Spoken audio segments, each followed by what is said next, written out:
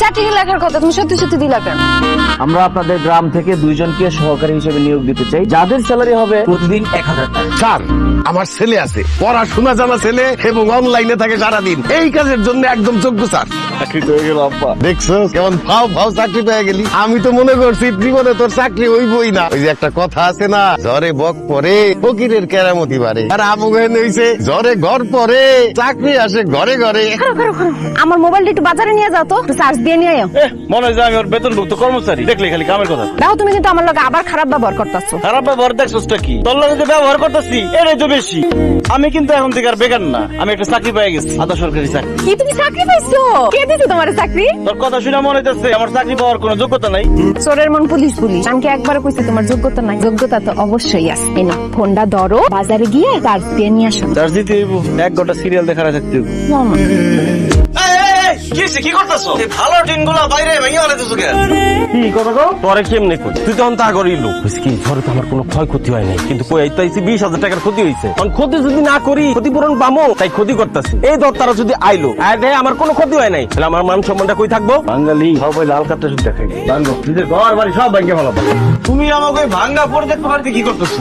পুরান বাড়িটারে রং করাইতেছি। এই পুরান বাড়িতে রং করে টাকা নষ্ট করো মানে নাকি? এই আজগর আলী মানে আর মানি ছাড়া কোনো কাজ করে না। তোমার পোলা কি শুরু করছে জানো? কি শুরু করছো তোর আব্বা? আমাকে ভাঙ্গা পরিত্যক্ত পুরান বাড়িটা রং করাইতেছে। কে পুরান বাড়ি রং করাইবো কে? সাহায্য পাওয়ার আশায় ঢাকার স্যারদেরকে কইবো যেটা নতুন বাড়ি ঝড়ে উড়ে গেছে, ক্ষয়ক্ষতি হয়েছে। আমার পোলাডার খাও খাওয়ানোর অভ্যাসটা আর গেল না।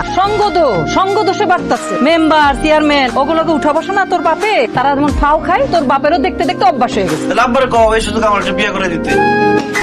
কি কর? ওই স্যারদের কইবো যে ঝড়ে আমার বউ মরে গেছে, তারা টাকা দেবো, সেই সুযোগ আমার একটা বিয়ে হয়ে দেবে। আরে ঢাকার স্যাররা তো আইছে মানুষের ক্ষয়ক্ষতি পোষায় দেওয়ার জন্য। তো আমার বউ মরে গেছে, আমার একটা ক্ষতি হয়েছে না, তারা তো ক্ষতিপূরণ দিতে বাধ্য। ওই ক্ষতিপূরণের টাকাটা দিব, আমি দ্বিতীয় বিয়ে করে ফেলাম। আর এই দিদি আমার প্রথম বউটা এসে পড়বো। ফাজিল কোন? তুমি তো শুনলা না আমার কথা? আব্বার যদি কথা কই ভাই দৌড়াই দেবে বুদ্ধি নিয়ে ছাড়ো কাছে।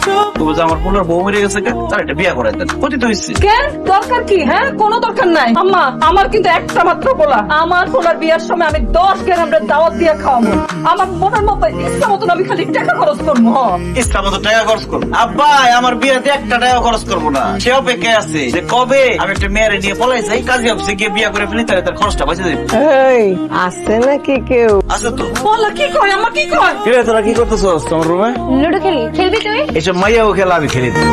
ইন্টারনেট জানা ছিল, সারাদিন লুডো অ্যাপের মধ্যে তো তুমি লুডোই খেলতা। এখন কয় এই সময় ওগুলো আমি খেলি না। সুতরাং কিন্তু আমার দেখে হ্যাঁ বলে কি করেন? সাফাই করি, দুজন এক লগে সাফাই করি না। আমার লোক আছে, আমার অনেক দিনের অভিজ্ঞতা। আপনারা 3 জনে যা সাফাই করবে তার চেয়ে বেশি আমি একলা সাফাই করতে পারবো না ভাই, হইতো না, বাঘা বাইরে যাবো। এই ভাই, এই আপনি কি আম করে চোর মনে করছেন? আম করে কি চোরের মতো লাগে? জি স্যার। আমরা শুনলাম, আমরা সিএনজিও করবি, ডাকাতে আইছি যে শহরে যে মানুষের ক্ষতিগ্রস্ত হয়েছে উপকার করবার লাগে। এটা তো বিল্ডিং বাড়ি, সরে আবার বিল্ডিং বাড়ি কি এমন ক্ষতি হলো? আভ্যন্তরীণ ক্ষতি ওটা আমরা দেখতে পারবেন না, অন্তঃচক্ষু লাগে ভাই। অন্তরের ক্ষত কেউ দেখতে পারে, ভিতরে অনেক ক্ষত। তা বাড়ির সবার কি বাইন্দা রাখছে নাকি অজ্ঞান করছে? নিজের আগে ভাই ভালো করে একটা বোঝার চেষ্টা করেন। এই বাড়িতে যখন আমরা কাম কাজ করবো তাদেরকে বুঝায় বলছি, রাত্রে হইতে পারে, তাদের তো ঘুমের একটা ব্যাপার আছে। তারাই আমার এই কথা শুনে না পাশের বাড়িতে গেছে ঘুমানোর জন্য। আপনি কিন্তু বারবার আম করে চোর মনে করে কথা কইতেছেন। আমরা চোর না, আমরা এসে মানুষের উপকার করার জন্য। মানুষজন ঘুমাইতে পারতেছে না রাত বিরাতে, মানুষের এই নির্ঘুম দেখে আমাদের কষ্ট হইতেছে। এই জন্য আমরা নিজেরাই কাজে নেমে গেছি। কাজকে কখনো আমরা ছোট করে দেখি না।